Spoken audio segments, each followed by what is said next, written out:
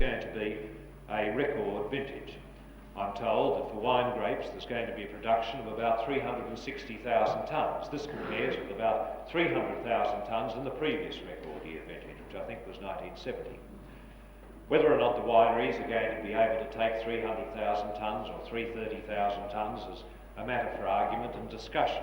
Although there's one aspect of that concerns me, and it's not in the Hunter Valley but in the Murrumbidgee irrigation area, where I'm told that wineries are offering wine growers there a figure for their wine grapes which is very much below the schedule of prices that the Prices Commissioner in South Australia has offered, so that you find that wine grape producers in the Murrumbidgee irrigation area are going to be in a very difficult position, and a position which is likely to contribute further to the surplus this year.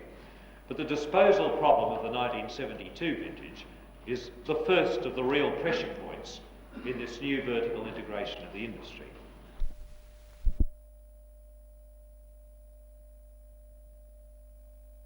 The cutting of rail services for country people must be a serious problem. It will mean that jobs of railway people will be in jeopardy in country centres, and as a result, of course, them being railway people, if there's no jobs for them there, they'll have to go to other centres, and the result will be that there'll be less people in the town. Well, this is a railway town. How's it going to affect us? Well, I see the proposal in this morning's paper is that the Merriwa branch line is to be closed, or at least closed to passenger services. Well, that will be a line which was operated out of this district. It will mean that there'll be less promotions, there'll be less incentive for people to come to the Newcastle area as railway workers because of the cutting of the railway services. And of course the Flyer. Well, this is most serious for Newcastle people. The cutting out of the midday flyer, it's almost an institution in the Newcastle area, and this would certainly be a vital service cut out by the railways if they do cut it out, and will vitally affect Newcastle people. What will your association do to put the situation straight? Well, we say that immediately the railways have got to cut fares, they've got to cut them back to competitive levels and try and get the trains full. We want federal... Faced with the same situation, it's interesting that you say that. When Qantas couldn't fill their planes, they slashed their fares by half, and apparently are doing quite well now. The railway is just the opposite. The railway is just the opposite. They put their fares up and they have driven people away from the service.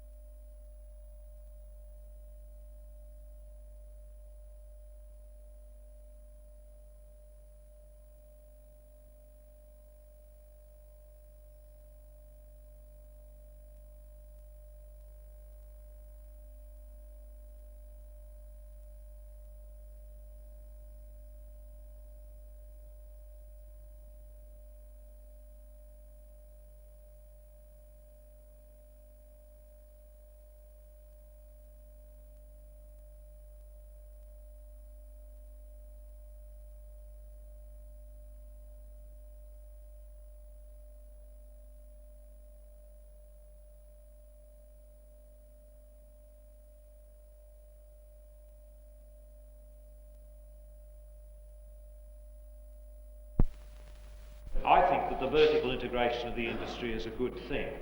And I think that there needs to be accepted in the industry the advantages of changed techniques, of changed managerial practices, changed selling techniques, and the whole application of modern marketing to an old traditional industry. But it does need to be said that in this vertical integration, there needs to be a continued consideration of the problems of those other old traditional producers in the industry. And there needs to be a recognition that while we all accept the necessity for some changes in that older area, that the capacity to influence changes and to minimise the hurt and the injury and the financial cost to those who are in those traditional sectors of the industry is such that it's not always easy to achieve as much in a shorter time as some of those who've come into the industry in more recent years would like. We recognise the problems, we're trying to do something about it. We're looking at the moment into alternate ways of disposing of this surplus for the 1972 vintage.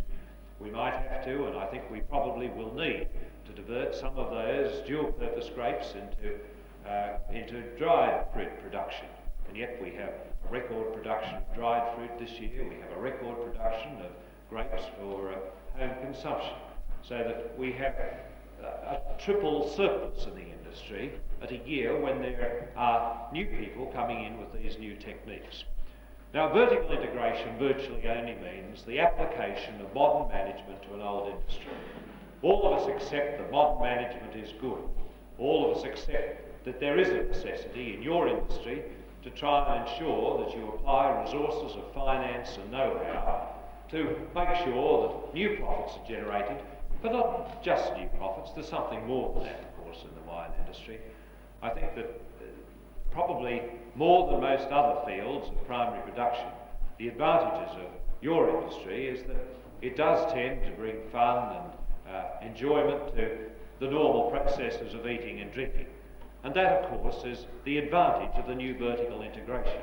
You are bringing in not just a new supplementary volume of wine grape production, you're bringing in quality wines to production. You're bringing in a new Australian variety, which is not one variety, but many varieties. But you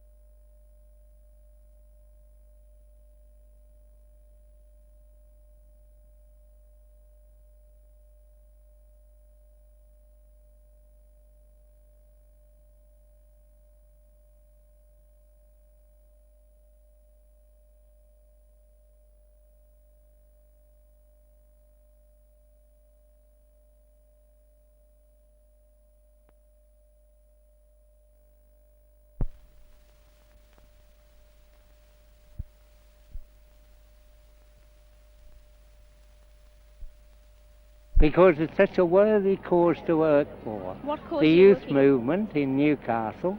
These people are doing a wonderful job for the young people. And how many shoes have you cleaned today? Well, I think between us all about 230, 240 shoes. How much are you charging for each shoe? We're leaving it to the individual. Whatever he likes or she likes to give us, we're happy with. If they don't think it's worth anything, well, then we're still thankful that they come How much here. have you raised? Oh, about 80 or 90 pounds. And how much are I you suppose. trying to raise?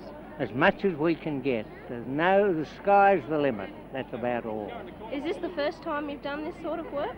Yes, I don't think they've ever done this before, but I think you'll find that it's something novel.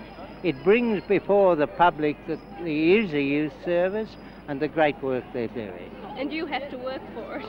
Well, I'm happy to work for them. I'm their patron, and I think they're doing such a wonderful job, and I've seen the effects of the goodness of their work.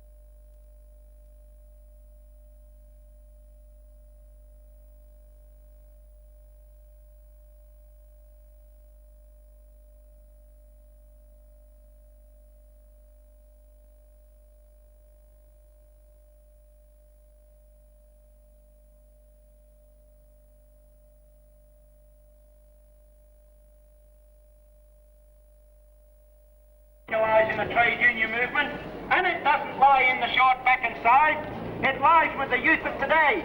And if we don't win the youth of today over to they've started this struggle, let us help them, and we make an appeal to the RSL members. Even if you're on your Pat Malone, get up and challenge this rule in your club. Get up and find out just why and how an executive have got a right to bring down these type of rules. And further, we challenge the executive members or anybody else of the RSL who would like to come and defend their actions, because up till now they've been pretty, they've indicated to us that they're not prepared to defend their actions, and to me that's a pretty cowardly way of doing things.